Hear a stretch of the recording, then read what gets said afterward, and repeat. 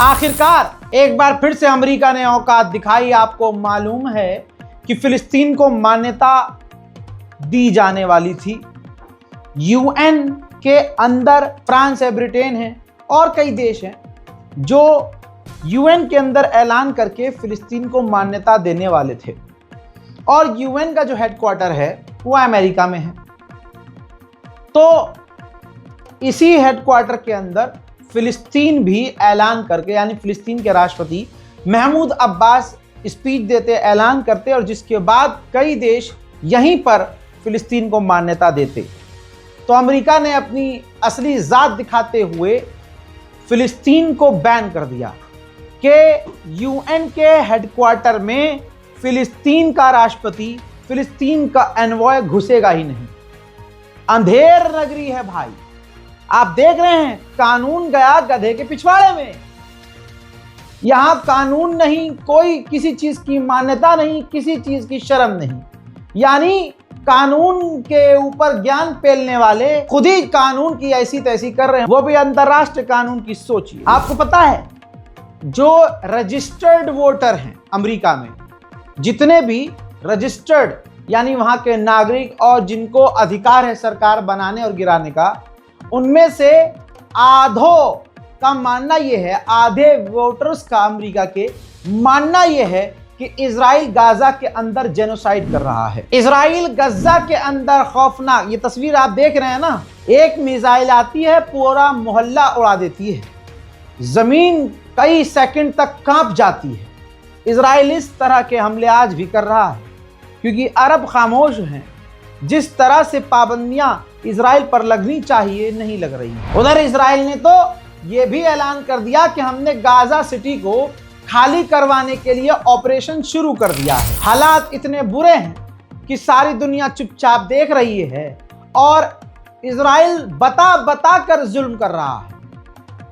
आपको बता दूं कि अब उम्मीद तो गाजा के लोगों को हमसे और आपसे है नहीं, तो अब इतनी जान बचाने के लिए खुद ही गाजा सिटी को खाली करते हुए मजबूरी में नजर आ रहे हैं फिलिस्तीनी।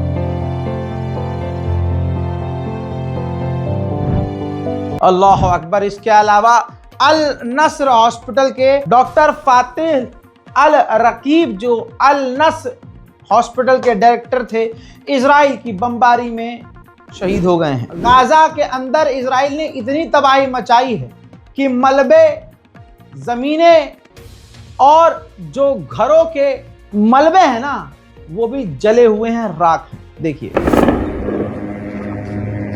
عدد من الاستهدافات في الحي في هذه الليلة: برج الحداد وبرج الروضة أيضا، ومنزل يعود لعائلة الشعب.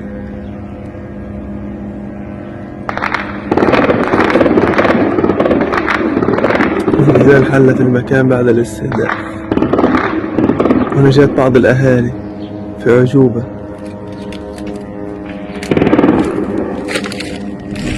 आज हक बोलने वाले की कहीं सुनवाई नहीं है, बल्कि जो हैवान हैं वो पूरी दुनिया पर राज कर रहे हैं। फर्क नहीं पड़ता कि आप कौन हैं, कहां से हैं। अगर आप गलत चीज को सही बोलेंगे तो आपको जो है कोई प्रॉब्लम नहीं होगी। जहां आप गलत को गलत बोल दोगे वहां पर आपको दिक्कत होगी। कनाडा का एक चैनल CTV, जिसकी इंसानियत जाग गई और कंट्रोल न कर पाया, और उसने बोल दिया कि गाजा के अंदर भुखमरी, जेनोसाइड, तबाही, बर्बादी हैं, ये सब हो रहा है इजराइल के द्वारा।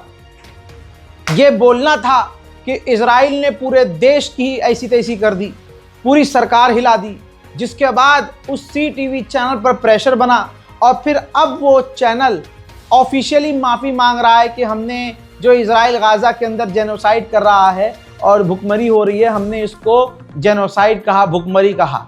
वाह भाई वाह, मतलब जेनोसाइड को जेनोसाइड और भुखमरी को भुखमरी कहने पर माफ़ी मांगनी पड़ जाती है। इजराइल ऐसा दुनिया के तमाम देशों के तमाम सरकारों में ऐसा घुसा हुआ है।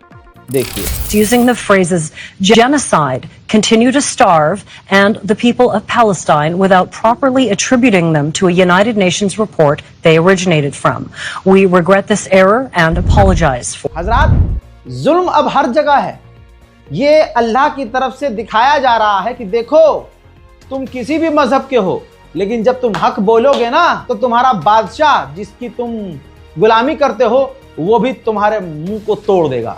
ये देखिए, जर्मनी की पुलिस जर्मनी के लोगों को, यहाँ तक कि पत्रकारों को जो इजराइल के खिलाफ सड़क पर हैं, उनके मुंह पर मार दे रही है, किसी को खून निकाल दे रही है, किसी को गिरफ्तार कर रही है, महिलाओं के साथ बदतमीजी कर रही है।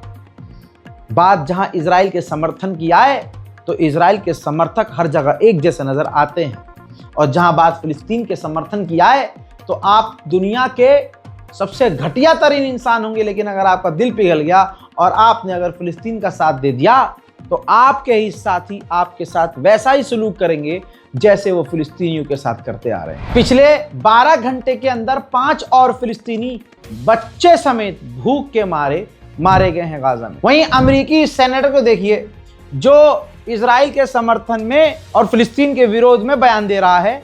यह गाजा के उन इलाके में, उन हिस्से में पहुंचा जहां अमेरिकी एजेंसियां मदद के नाम पर फिलिस्तीनियों का कत्ल कर रही हैं। इजराइल के इतिहास को अगर आप हिंदू भी हैं तो अगर आप पढ़ेंगे तो आपके रोंगटे खड़े हो जाएंगे कि किस तरह से इजराइल की यह आदत रही है कि दूसरे की जमीनों पर कब्जा करना और दूसरे का पूरा मुल्क हड़प लेना। एग्जाम्पल वही फिलिस्तीन है। मोहतरम हजरात, अल्लाह का शुक्र है कि ऐसे मेरे बहुत सारे कुछ हिंदू भाई थे जो कल तक हमारे मुसलमानों की नफरत में फिलिस्तीन और गाजा को गरिया रहे थे। जब उनको मैंने कुछ किताबों का सजेशन दिया, कुछ फिल्म्स के मैंने उदाहरण दिए और मैंने उनको कुछ जो है आर्टिकल बताए और उन्होंने जब गूगल करके थोड़ा रिसर्च किया तो यकीन मानिए है तो वो भी इंसान दिल उनका पिघला और उन्होंने माना कि हाँ, इजराइल गलत है। यही मोदी सरकार और मोदी सरकार की विदेश मंत्रालय खुल्लम खुल्ला कहती है कि फिलिस्तीन को मान्यता मिलनी चाहिए, इजराइल जो है गज्जा से बाहर निकल जाना चाहिए, फिलिस्तीन की मदद हम करते थे, करते हैं, करते रहेंगे। यही भाजपा जो आज हवा में है, जब ये कुछ भी नहीं थी तो पूर्व प्रधानमंत्री अटल बिहारी वाजपेयी खुल्लम खुल्ला कहते थे कि फिलिस्तीन अरब का है और यहूदियों को, इजराइलियों को वहां से निकलना होगा, आज नहीं तो कल। हजरात, आज यही कैरेक्टर इजराइल का सारी दुनिया पहचान चुकी है। हत्ता कि इजराइल के सेटलर्स कह रहे हैं कि कैमरा मत तोड़ो, कैमरा मत, फिलिस्तीनियों को तोड़ो, फिलिस्तीनियों को मारो, उनकी ज़मीनें हड़प लो, उनकी ज़मीन पर कब्जा करो और वहां बस जाओ। ये वहां की लोकल यहूदियों की सोच है। यकीन नहीं तो ये देख लीजिए। אז ראיתי שביבי נתניהו ביקש סליחה, אז אני רוצה להגיד תודה לחיילים שלנו שפוצצתם את הבית חולים, ככה עושים, ככה נלחמים, אין עליכם בעולם. שתדעו לכם, וואלה, רוב עם ישראל שולח לכם נשיקות וחיבוקים ואומר לכם תודה ענקית, כי אנחנו רוצים לכבוש ואנחנו רוצים לנצח ורוצים להיות אסטרטגיים וחסרי רחמים מול האויב שלנו. אנחנו רוצים להתיישב בעזה, ובזכות חיילים כמוכם עוד נעשה את זה. אשריכם ישראל, תודה רבה. תמשיכו לבצע את הפקודות האמיתיות שצריך לבצע, לא לשבור מצלמות, לשבור את האנשים. יאללה, חיים לך. सुन लिया, देख लिया, ऐसे बहुत सारे देश हैं जिन्होंने अलर्ट जारी कर दिया है कि भैया यहूदी समुदाय, इजरायली लोग हमारे मुल्क में बड़ी बड़ी ज़मीनें खरीद रहे हैं। हमारे यहाँ एक अदानी अंबानी है, यहूदी खुद, हर बंदा यहूदी जो है अपने में अदानी अंबानी है। ये जिस देश में जाते हैं बड़ी बड़ी कंपनी खरीद लेते हैं। पता नहीं, अल्लाह जाने भारत में कहाँ तक इन्होंने कब्जा कर लिया होगा। लेकिन आप कसौल में आप जाएंगे, जब आप हिमाचल प्रदेश के कसौल में जाएंगे, ऐसे कई इलाके हैं जहां पर पोस्टर बैनर लगा दिए गए हैं। प्रोमोटर्स आपको अलाउ नहीं करते, मतलब आपको कोई सजेशन देने वाला नहीं है कि आप वहां जाएं या ना जाएं। यहूदी समुदाय के लोग भारत में 12 महीने इन कसौल के इलाकों में रहते हैं। गोवा के कई इलाकों में आप जा नहीं सकते जहां जिस एरिया में यहूदी रहते हैं और जहां कसौल में यहूदी पार्टी करते हैं, इजरायली लोग जो पार्टी करते हैं, आप देख नहीं सकते, वहां जा नहीं सकते, आपको अलाउ नहीं है। ऐसे बहुत सारे ब्लॉगर्स, ऐसे बहुत सारे इंस्टाग्राम के इन्फ्लुएंसर्स बता चुके हैं, दिखा चुके हैं कि बहुत सारे सेंसिटिव इलाके हैं उन्हों के हिसाब से। जमीन हमारी, भारत माँ की जमीन है, ये तस्वीर हमारी मुल्क के अंदर की है, कसौल की है, जहां यहूदी भारी मात्रा में पार्टी करते हैं, लेकिन हम वहां खुद भारतीय वहां नहीं जा सकते। इसी तरह से ये दूसरे देशों में जाते हैं, धीरे धीरे कई इलाकों, पहले छोटे से इलाके पे कब्जा करते हैं। यही फिलिस्तीनियों की गलती थी।